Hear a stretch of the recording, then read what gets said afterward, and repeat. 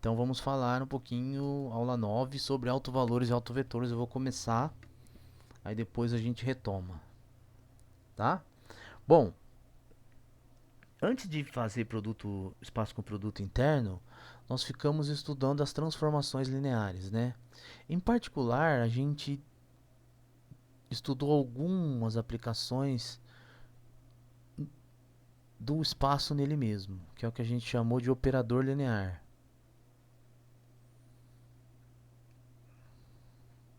Então, U aqui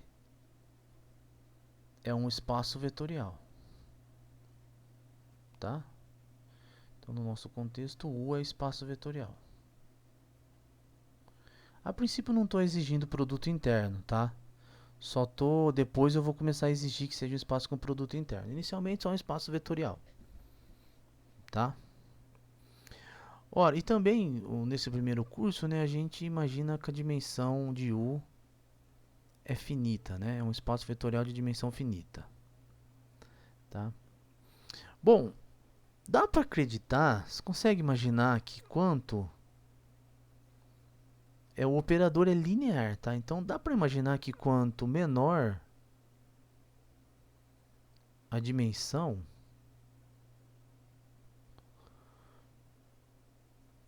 de U, né? Então, quanto menor a dimensão de U, fica mais fácil estudar esse operador.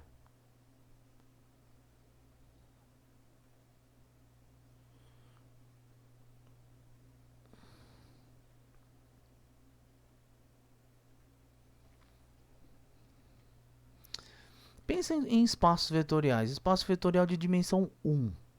A reta, tá? Os subespaços é só o zero de toda a reta, só os triviais, tá?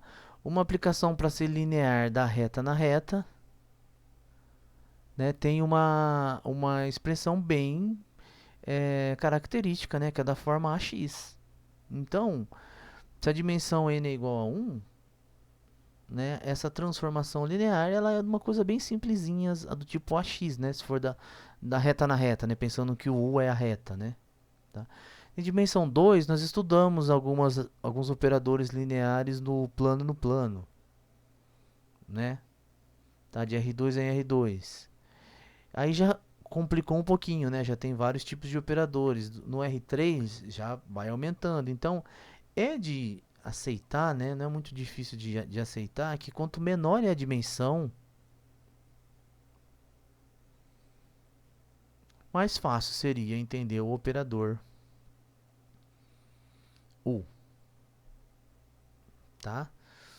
O que a gente faz então, o objetivo é fazer o quê? Se o espaço for grande, se a dimensão for grande, a ideia é decompor esse operador T de U em U, né? Se a dimensão de U é igual a N, a ideia, o objetivo é decompor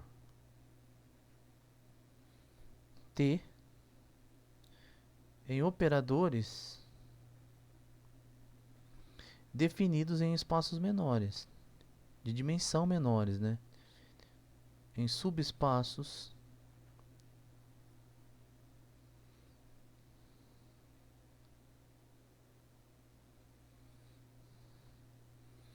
por exemplo, né? Podemos imaginar o R2, nós podemos, se a gente pegasse o operador do R2 no R2 e pudéssemos decompor ele em dois operadores em espaço de dimensão 1, seria mais fácil de entender, né? E nós veremos, tá, que existe uma classe de operadores no qual chamamos de autoadjuntos. Vamos definir depois, tá? Autoadjuntos é sempre possível decompor esses operadores em espaço de dimensão 1, unidimensionais. Então, um operador autoadjunto no R3, nós podemos decompor em três operadores de dimensão 1, em sentido que ainda vai ficar claro, tá? Então, essa aqui é a grande ideia, a grande motivação para a gente estudar autovalores e autovetores. Tá? Bom, então antes ainda de definir, vamos para a noção importantíssima de conjunto invariante. Então, no nosso contexto aqui agora, então T de U em U, um operador linear,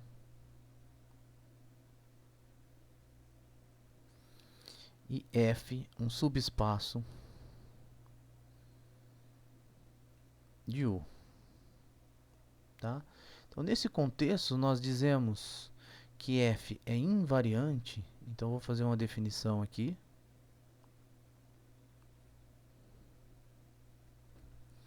Assim, dizemos que esse subespaço F é invariante pelo operador T quando a imagem do espaço F está contida em F. Contida, não precisa ser igual, tá?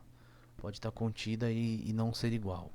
Ou seja, em outras, simbolicamente, se U pertencente a F, então quando você aplica o T de U, o operador nesse vetor U, também pertence a F, não sai de F.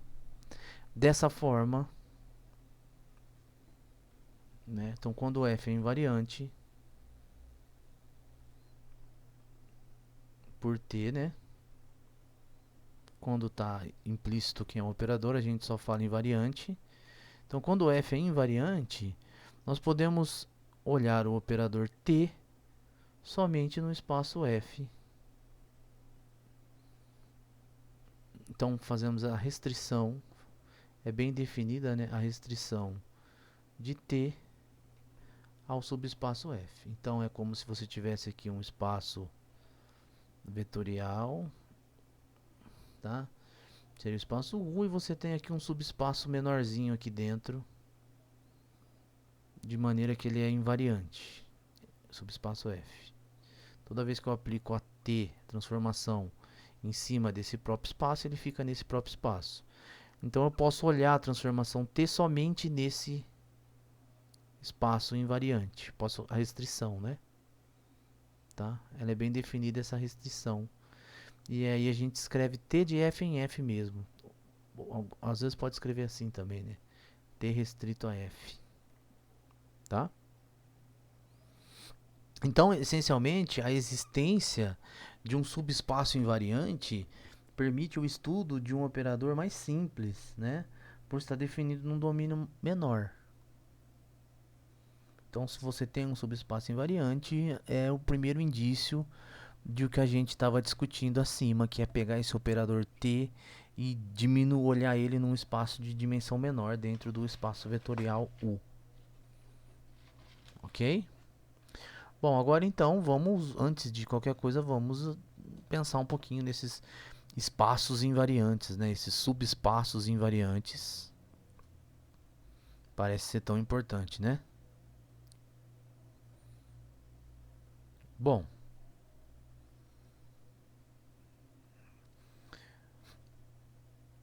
o zero e todo U, trivialmente, né, é sempre invariante por qualquer operador linear, tá? Não quer dizer muita coisa, porque reduzir o operador ao espaço zero não é fazer muita coisa, né? Tá? E em todo U não é fazer nada, né? Agora tem outros conjuntinhos interessantes. Por exemplo, o kernel e a imagem. O núcleo e a imagem de T são invariantes por T. Eu vou deixar para você verificar isso. Ou seja, pega um vetor no núcleo e mostra que o T dele também está no núcleo. Tá? Pega um vetor na imagem e mostra que o T dele também está na imagem. Tá?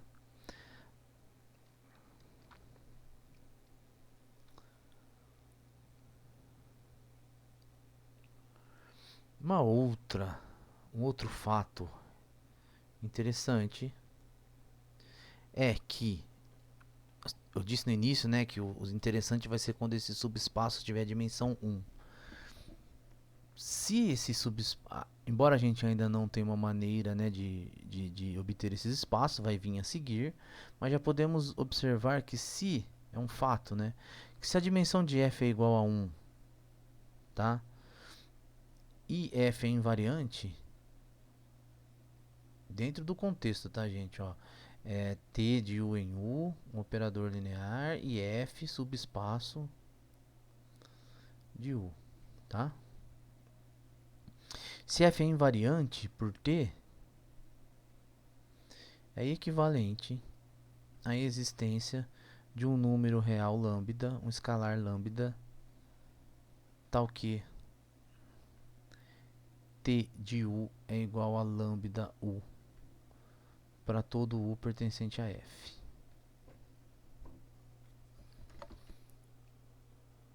Vou deixar para você verificar também. Essas coisas são tranquilas de verificar, tá? Para você ir treinando e pegando a definição. Pega um elemento, vamos fazer a ida, por exemplo, né? Se ele é invariante, então pega um elemento em U. Então o t de U também pertence a f, mas o f tem dimensão 1. Então ele é gerado por algum elemento da base. E desde que esse U seja não nulo, né, ele mesmo é uma base. Então o t de U vai ser um múltiplo desse U, tá? Então eu vou deixar para você pensar mais nisso aí.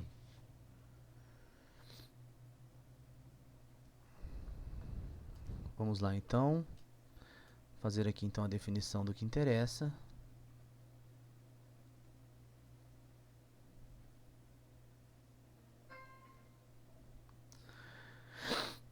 Então é assim, ó, um vetor U diferente de zero no espaço vetorial U chama-se autovetor do operador T de U em U quando existe um lambda pertencente a R tal que T de U é igual a lambda U. Exatamente a discussão que a gente estava fazendo ali em cima, tá? Foi a nossa, podemos dizer que é a nossa motivação, né?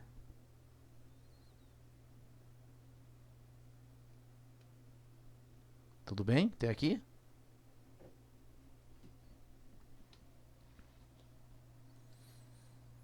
Bom, o número lambda, o escalar lambda, tá? Chama-se alto valor do operador T quando existe um vetor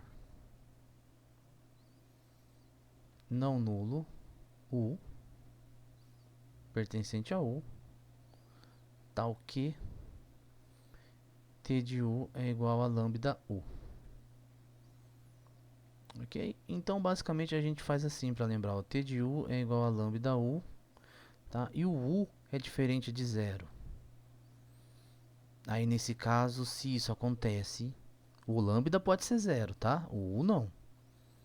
Se isso acontece, o lambda é alto valor, o U é alto vetor, e a gente fala que o lambda é um alto valor correspondente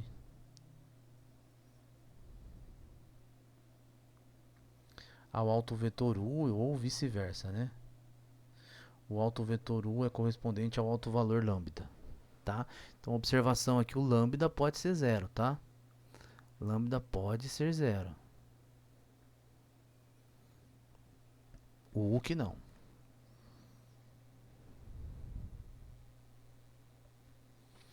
Então, vamos refletir um pouquinho sobre essa definição. Olhe para essa caixa aqui, né? Ó. T de U igual a lambda U U diferente de zero. Quando isso acontece,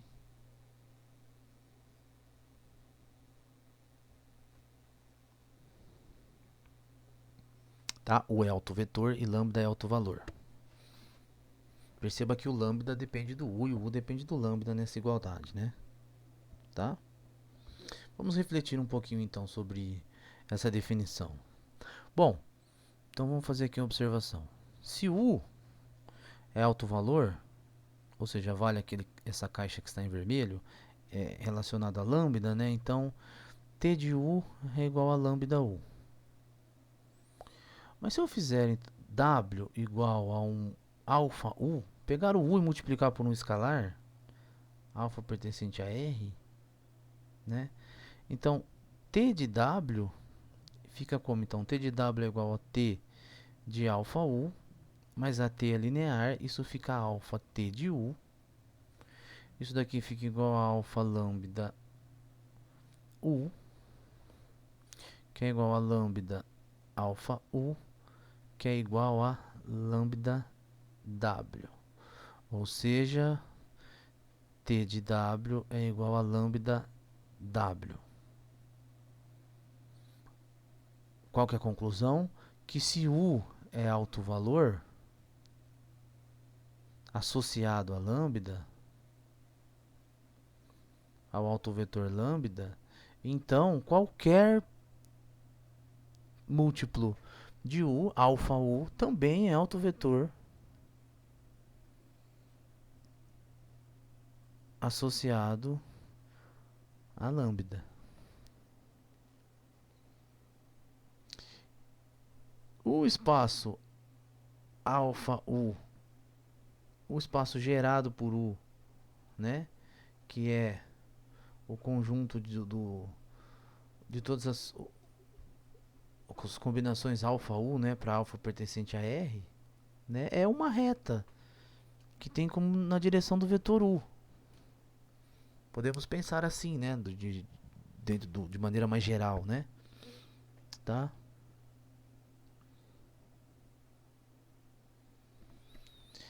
Esse daqui é um espaço vetorial, subespaço vetorial,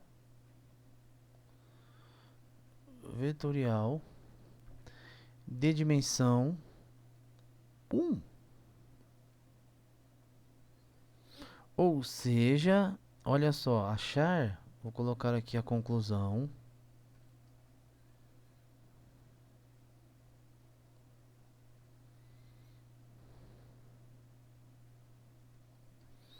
é que achar, ou encontrar, né, um autovetor,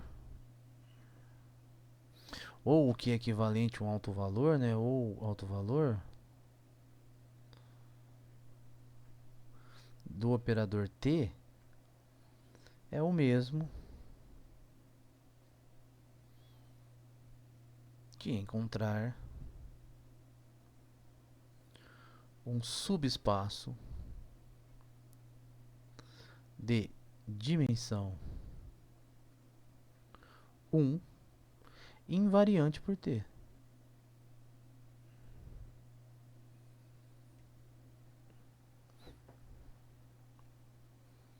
Né? Então, qualquer elemento ali, no gerado por U, né, o T dele também vai ser um múltiplo de U pela linearidade do operador, né? Tá? Então, a discussão do início da aula, nós já temos uma resposta, né? Porque a gente estava discutindo no início da aula. Tanto que a gente chama esse gerado por U ali como sendo alto espaço.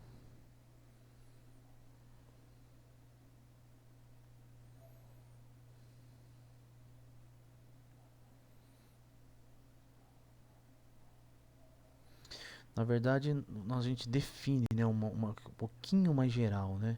Então, vou fazer aqui uma definição. Já explico porque é um pouquinho mais geral, né? Porque a noção de variante é T de F está contida em F. Então, a ideia é assim, ó, definimos então o lambda como sendo todos os vetores U pertencentes a U, tais que T de U é igual a lambda U. Esse daqui é o alto espaço, tá? Associado a lambda. Esse não precisa necessariamente ter dimensão 1. Vai ter só quando o operador vai ter na situação, uma situação onde vai ter quando o operador é autoadjunto, tá? Mas não precisa ter necessariamente dimensão 1. Agora o gerado por U, aí sim tá, é um subespaço aqui dentro de dimensão 1, ok? Bom, o lambda é invariante por T e a dimensão, ou mais ainda, né? O lambda é invariante, o lambda, vou deixar tudo para você verificar isso aqui. O lambda é subespaço du. O lambda é invariante por T. E nós definimos então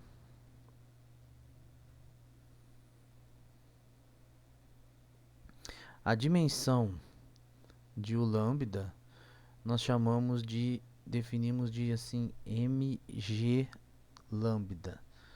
Lambda é o alto valor, né? É o que nós chamamos de a multiplicidade geométrica de lambda, do alto valor. Multiplicidade geométrica de lambda.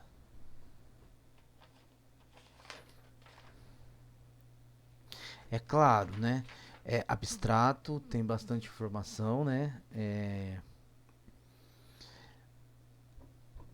O que você precisa fazer é pensar um pouquinho, refazer, assiste o vídeo novamente, ver todas as definições, ver todas essas discussões, tá? E vai pegando as ideias, tá bom? Então, a ideia inicial é pegar um operador linear e decompor ele em espaços de dimensões menores. E nós vimos que se acharmos um alto valor, ou seja, essa expressão aqui, através dessa expressão aqui, t de u igual a lambda u para u diferente de zero, lambda é um número real. Então, esse número real, associado a ele, está um espaço vetorial, que é o que nós acabamos de definir, que é o alto espaço associado a lambda. Esse alto espaço é o candidato a ser um espaço vetorial de dimensão menor, que vai restrito a invariante, que o operador restrito a esse espaço vai ficar mais simples. Em linhas gerais é essa a ideia, tá?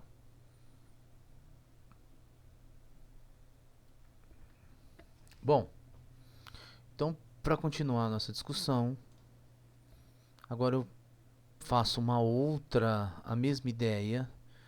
No entanto, eu observo que quando a gente estudou operador linear, a gente viu que há um operador linear T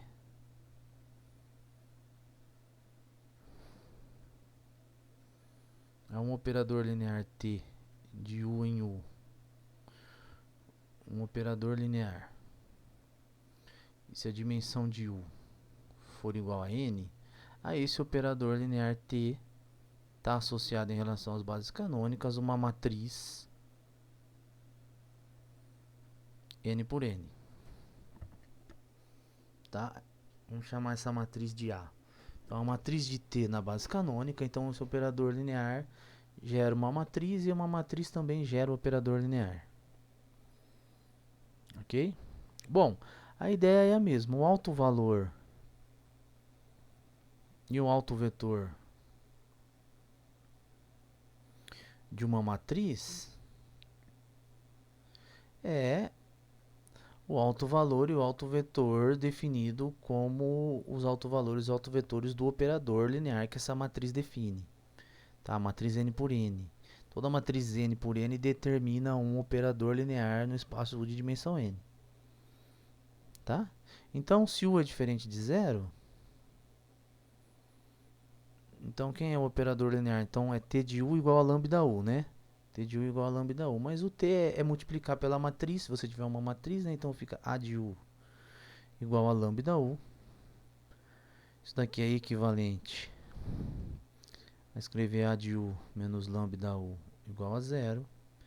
Isso é equivalente a escrever A menos lambda identidade U igual a zero. Então a gente pode concluir que U é alto valor. É alto vetor de fato, né? Alto vetor de A associado a lambda. Se e somente se o U pertence ao núcleo desse operador A menos lambda I. E a identidade N por N, tá? E a identidade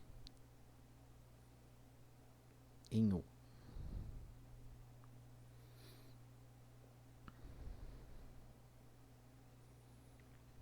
Como U é diferente de zero, esse núcleo aqui é não nulo, então essa aplicação é injetora, determinante é diferente de zero. Como U é diferente de zero, então ele pertence. Então esse núcleo é não no o espaço vetorial não nulo. Então esse operador aqui ele é não invertível, porque para o operador ser invertível o núcleo tem que ser zero, né? Então a matriz A menos lambda I é não invertível, porque como operador linear, né, o núcleo é diferente do espaço vazio, porque acabamos de ver que o U está lá. Se o U é autovetor, tá? Na nossa discussão, o U é autovetor, tá? Por isso que na definição exige que U seja não nulo. E se fizermos então o determinante dessa matriz A menos lambda I, tá? Igual a zero. Porque a matriz é não invertível, então o determinante é zero. Tá? Mas essa expressão aqui, determinante de A menos lambda I, em geral, fazendo as contas, né, é um polinômio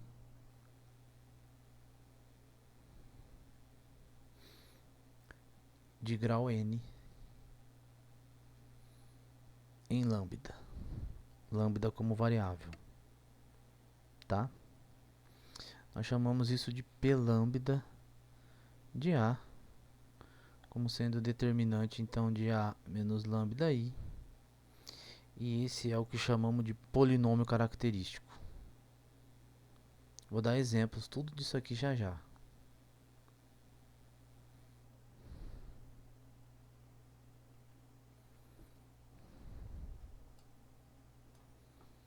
Bom,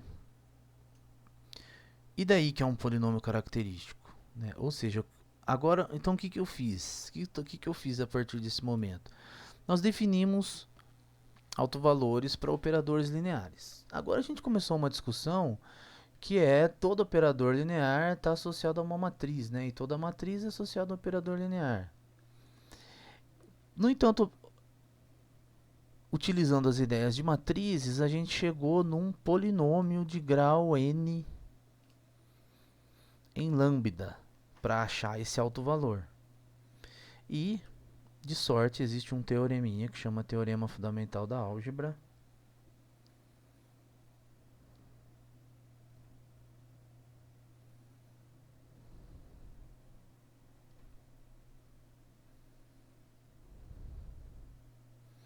Que o Teorema Fundamental da Álgebra afirma que todo polinômio de grau n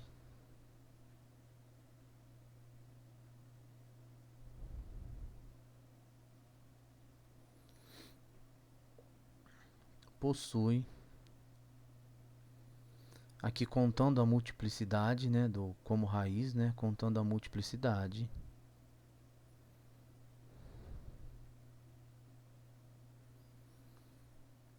n raízes. E pode, não necessariamente reais, né, pode ser complexas. Ou seja, um polinômio de grau n, esse polinômio característico pode ser sempre escrito como sendo lambda menos lambda 1 elevado, por exemplo, a m1, que é a multiplicidade do lambda 1, lambda menos lambda 2 elevado, aqui tem um coeficiente aqui, né, a, elevado a m2 e assim por diante, lambda menos lambda k elevado a mk, onde a soma dessas multiplicidades, né, m1 mais m2 mais mk é igual ao grau n do polinômio. Tá? O que significa isso? Significa então que o polinômio característico sempre tem raiz. Complexa, tudo bem, mas sempre tem raízes. E de fato, se ele é de grau n, ele tem n raízes, considerando as multiplicidades. Isso significa que então um operador linear do espaço de dimensão n possui n autovalores, possivelmente contando as multiplicidades e possivelmente sendo autovalores não necessariamente reais, pode ser complexos. Tá? E a multiplicidade então do lambda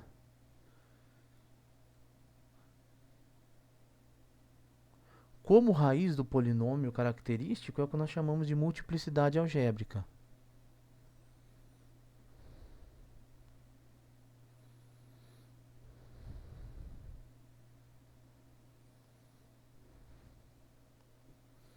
Multiplicidade algébrica é a multiplicidade de lambda como raiz, multiplicidade algébrica de lambda, né, como raiz do polinômio característico.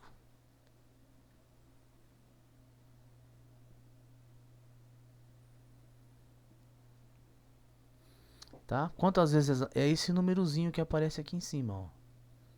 Tá? Então, partindo da discussão que nós começamos sobre autovalores e usando a ideia de matrizes, nós chegamos à conclusão de que o operador sempre tem autovalor, porque esse autovalor vai ser raiz de um polinômio de grau n, tá? E essa multiplicidade como raiz do polinômio nos dá a multiplicidade algébrica desse autovalor, essa raiz desse polinômio, as raízes, né? Então, a princípio, um operador linear tem n autovalores.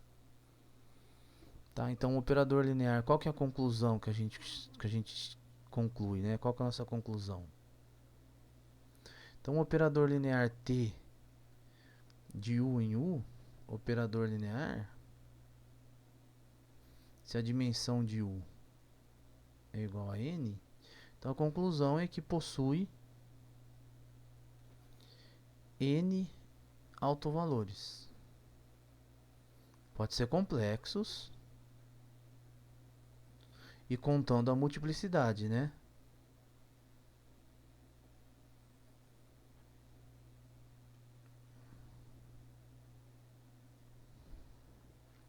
Ok? Eu sei que é muita informação, né? Nós começamos de um jeito, depois fomos para outro para concluir algumas informações. Eu vou fazer aqui um exemplo, dois exemplos para tentar clarear a discussão que estamos fazendo. Tá? O primeiro exemplo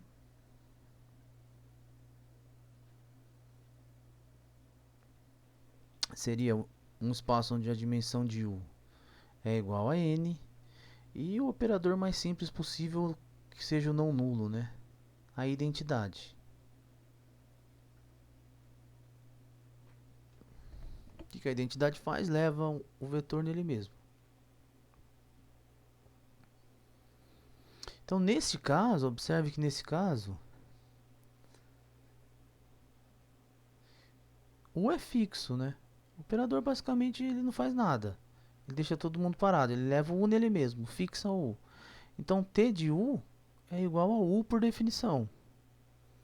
Para todo U pertencente a U. Na verdade, eu estou chamando de I, né? I de U. Tá? Então, lambda igual a 1 é autovalor. Porque não era T de U igual a lambda U, né? Então, 1 aparece aqui, né? 1 vezes U. Tá?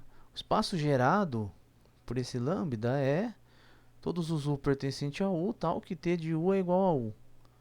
Mas isso acontece para todo U, então é todo o espaço. Então a multiplicidade geométrica, né, desse alto espaço, do 1, né, do alto valor 1, só tem esse alto valor, é igual a N. Tá? Por exemplo, se o U for o Rn, na base canônica, esse operador é a identidade.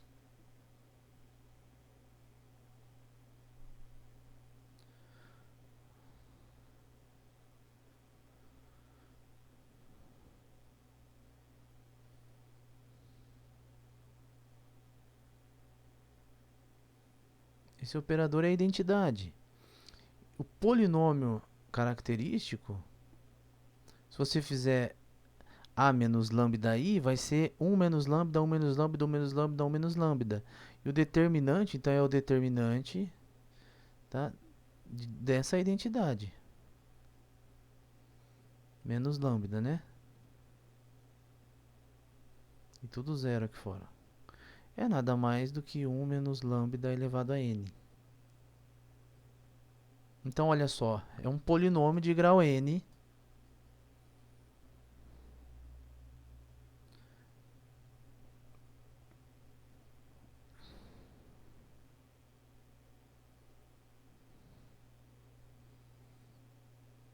De maneira que a multiplicidade algébrica do 1 é igual a n. O 1 aparece como raízes n vezes. Tá vendo? Então, tudo se encaixou lá, né? Ó. Então, o polinômio característico é um polinômio, de fato, determinante de A menos lambda I. Tá? E é um polinômio de grau n. Ou seja, o espaço fixado é todo o U. Não dá para reduzir porque o operador praticamente não faz nada, é o mais simples possível, ele fixa todo mundo. Tá? Então só tem o U mesmo como invariante e o zero, né? Tá? Vamos ver outro exemplo, um pouquinho não tanto trivial assim, né? Exemplo, T de R2 em R2,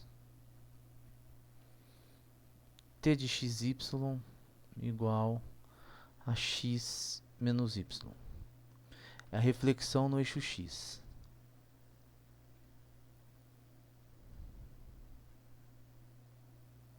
Tá?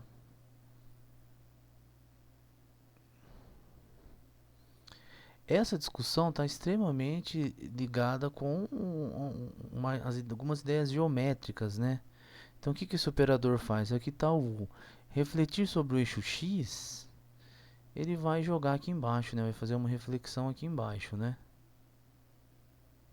Então, esse aqui é o T de U. Antes de fazer qualquer conta, gente, dá uma olhada, ó. Quem que é invariante? Quem que fica parado? Se eu pegar qualquer vetor aqui em cima, na hora que eu fizer o T dele, ele vai sair do lugar. Ou quem que fica na mesma direção, né? Então o T de U não fica na direção de U, ele caiu lá para baixo. Tá? Mas e se eu pegar um vetor no eixo X? A reflexão de um vetor no eixo X é ele mesmo. Se eu pegar o eixo Y, um vetor no eixo Y, a reflexão do eixo Y veio aqui embaixo, desse vetor. Então se esse aqui é o U, aqui embaixo fica T de U. Mas eu ainda estou no mesmo espaço, que é o eixo Y, eu não saí do espaço. Lembra, os subespaços de R2 são as retas passando pela origem, né? O eixo X é um subespaço e o eixo Y também é outro subespaço. Então, ó, o eixo X e o eixo Y são invariantes. Sem fazer muita conta, a gente já, só observando o operador, já deu para ver isso, né? Tá, de fato, agora a gente pode fazer as contas, né? Ó, a matriz desse operador na base canônica, a gente já viu isso, né? É 1, 0, 0, menos 1, tá? Você faz A menos lambda I, identidade, Isso vai ficar 1 menos lambda, 0, 0, menos 1 menos lambda. Quando você faz A menos a identidade, é só pegar a diagonal principal e fazer menos lambda.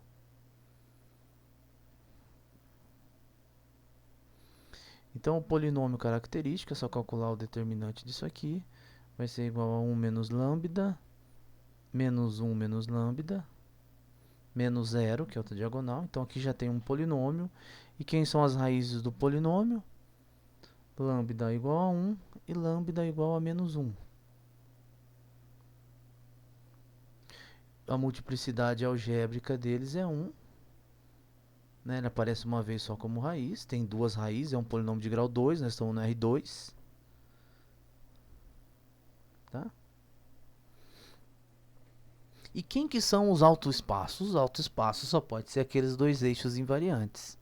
O eixo x e o eixo y.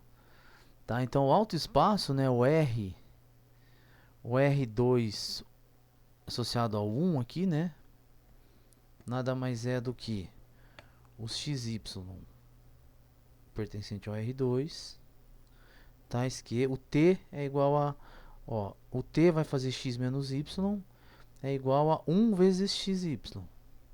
T de u é igual a 1 vezes u. É isso aqui que está aqui. Tá? Isso daqui nada mais é do que xy, tais que o y é igual a 0, que é o eixo x. Da mesma forma, o R2 a menos 1 é os xy pertencente a R2. Agora, ó, x menos y é igual a menos xy. Isso daqui é, ó, t de u igual a menos 1 vezes u. 1 e menos 1 é os autovalores, tá? Isso fica então xy, tais que x é igual a 0. Esse é o eixo y. E a multiplicidade geométrica, então a dimensão, né, é 1 como subespaço, e a multiplicidade geométrica do menos 1 também é 1. Tá? Então eu vou deixar para vocês assistirem a aula novamente, pensarem em tudo isso que foi feito, peguem o livro, estudem um pouquinho, pensa. Nós estamos fazendo agora matemática de gente grande, né? Começou a ficar sofisticado as coisas, começou a ficar umas ideias interessantes. E o que significa esse exemplo por aqui, né? Significa que nós podemos decompor esse operador aqui olhando para o eixo x e olhando para o eixo y, que são os dois eixos invariantes. Tá? Então, eu vou terminar por aqui a discussão de hoje. Vou esperar que vocês estudem um pouco mais do assunto e nós vamos desenvolver mais isso. Foi a primeira aula, né? Bastante coisa, bastante novidade, tá bom? Então, obrigado, até a próxima aula.